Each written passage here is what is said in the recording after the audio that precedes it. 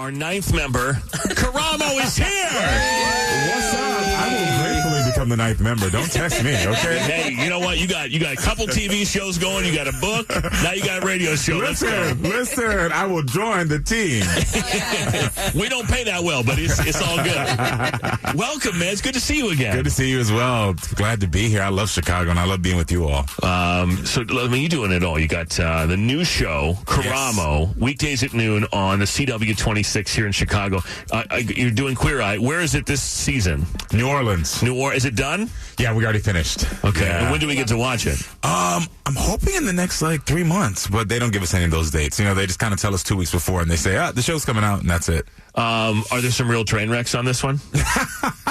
We would never call anybody we help a train wreck. You must not see the show. Come on, man. Some of these people, I'm like, how do you live like this? You know what I'm talking about. Listen, the only person who can specifically say that is Bobby, because Bobby does the design of the show, and he walks in their houses and he's like, oh my gosh, are you serious? And so for me, all I'm doing is emotionally unpacking their trauma. And so none of them are train wrecks. They're just ready to heal. I still think my favorite from that show. Did that? That was good. That was. I'm going to let it go because I'm not going to get it out of you. So I think my favorite was the real big guy in season 1 that drank like the Mountain Dew margarita. Oh, yeah. Remember, he was a train wreck. But there you go. This is what I'm talking about. A train wreck. The rest of them all good. That one, a train wreck. I mean, y'all found like rodents in his beard and stuff. Like, it was wild. That one, oh my gosh. The furniture, what it smelled like, and his personal life and oh my gosh. But it was sweet, though. I think did he wind up with his ex-girlfriend or ex-wife or something? I don't know. It looked promising. That story took so many. That was season 1 before any of us knew what was going on. The casting was as tight. That story, if anyone Googles his story, that story has taken quite the crazy turn. Really? Not in a good way? Not in a good way. Not in a good way. All right, maybe he's not my favorite. Okay, I'm going to go Google that before. I take that. I retract what I said. He's no longer my favorite because I have a feeling he's in jail.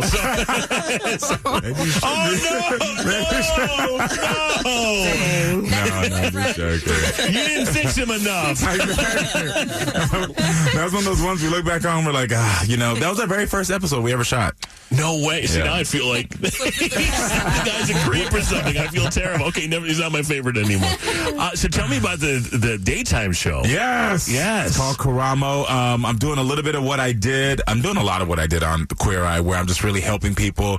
My tag is let's keep talking and growing. I help people heal. But a lot of it is you get the same excitement, the enjoyment that you get from daytime talk TV, because my show's about conflict. So people, family members, couples, if they have an issue, they come to me to solve it. And, people look at daytime TV and sometimes they see people and they're like, oh, it's so wild. People are screaming and loud. First of all, I love that because it's entertaining. Okay. But are people throwing chairs yet or no chairs. I would never have that. I would never have chairs thrown, and that's no shade to anybody else. But for me, no chairs thrown. But people get excited. But this is what I say to people.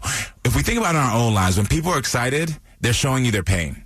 And so people like to call them crazy. They like to say they're wild. It's them showing you their pain, which for me, I'm like, great. Now I can identify how I need to heal you in the next segment. And so it's a good time. Okay. So I have a question about that. Yes. So, by the way, you and your boyfriend are the cutest thing I've ever seen in my entire life. Thank you. Please tell him that so we get married soon. I know. You need a ring. But so my mom's a psychologist, and when we argue, she uses all the terminology and stuff, and it drives me nuts. Are you guys really good at arguing, or does he get annoyed a little bit by the oh, you're showing your trauma, let's all relax? He gets so annoyed. Okay, he gets so annoyed. But listen, the funny part is I can do this for other people all day long. For myself, girl, it's a mess. Okay, it's a mess. It is a mess. You give good advice, but it's like... I'm the same way. I'm going to be real with you. I just literally said something to him yesterday. What'd you say? Because this is the part where it works, my training. Right. Where I was like, listen, I was doing something in our relationship and I need to really fix it. So I was like... Oh, these are real text messages. This is like... It's a lot of text. Karamo's showing us a real conversation. This is my reaction, my patience, what I did, how I think it affects you, what I promised to do. And he was like, thank you, baby. But I'm like, we had an argument, and I was like, you know what? Let me identify what I did. how it affects you, and let me fix it. Okay. And so those things he likes because he's like, okay, you're doing it. Do you have like a little worksheet so I can fill that out and then take a picture and send it to people? Like a little something, because I'll forget all that. Don't be surprised if that's in another book coming up soon. Okay. Yeah. So you're not doing the thing where it's like, tell me about the person that you hate the most, and then let's bring them out. No. You're not doing that. No, they already come out. Oh, okay. They're already out there. We're not surprising. Right. They're already, because I want the conflict. Let's bring it. Who caused you the pain? Who's causing the issues? Come out there. And I like people to see people in their most vulnerable state, because I think we come to a place now where we like to hide. You know what I mean? Like, everybody in here likes to pretend like none of us had no issues with our mamas, our sisters, our aunties. Oh, no, we've made a whole career out of the issues exactly. with our mamas. People like to pretend. And so I love that my guests come out, and they come out strong, and they say their opinion, they say what's affecting them.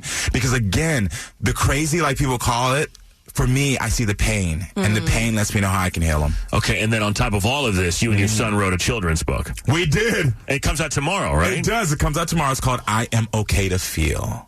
Because I think we're in a state where we don't tell our boys enough that it's okay to feel, and we only give them language like, are you happy? Are you sad? Are you angry? And that's it. And then become men who suck. And as a man who dates men, I need better men in the world, okay? Amen. No shade to my sex, but like our gender, but like, come on. Yeah. Like having a book that like says, let's get to them as babies. Let's start teaching them to know it's okay to feel and to talk about your feelings and have language about what your feelings are. And so, and it's also a resource for, I put a real resource wheel in the back for adults, because I'm just hoping like some father would be there like reading through and be like, oh, maybe I should try this. Right. You know what I mean? Yeah. So it is a work. Good, I'll get the workbook. It is. Yeah. The workbook is masked under like kids humor and cuteness, but like it's some real training. You and I need to get together and we can write the workbook, and then I'll fill it out.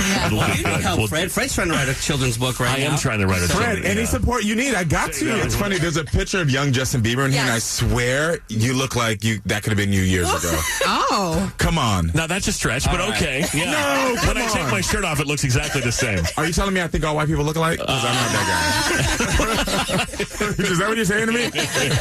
We love you. The reason, I think last time you were in here, you just told us all how attractive we all were. Yes. And so it was like, as soon as I heard Karamo's coming back up, but book it, fine. He's always just open the door. I just compared you to young Justin Bieber.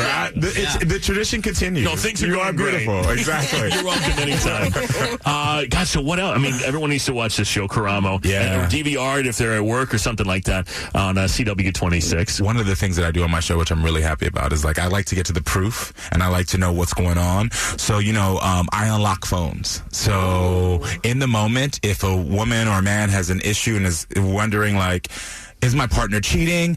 I have investigators that literally are data investigators that can go back 10, 15, 20 years, not for 20, but 10 years, and they can look through location, apps, DMs, everything, messages that you've deleted. They can go to your cloud, and baby, the stuff you find. People agree to let you do that? They do it. Because the problem is that most people think like, oh, I already deleted it, so they're not going to find it. They don't know that our team is like exceptional, so that we can go once they give us access, once they sign the paper and give us access, we can go back. We got the access to the cloud. We can see deleted, because most people don't know on iPhones, even if you delete it, it still stays around for 3 to 5 years. Yeah. So I'm not coming on your show.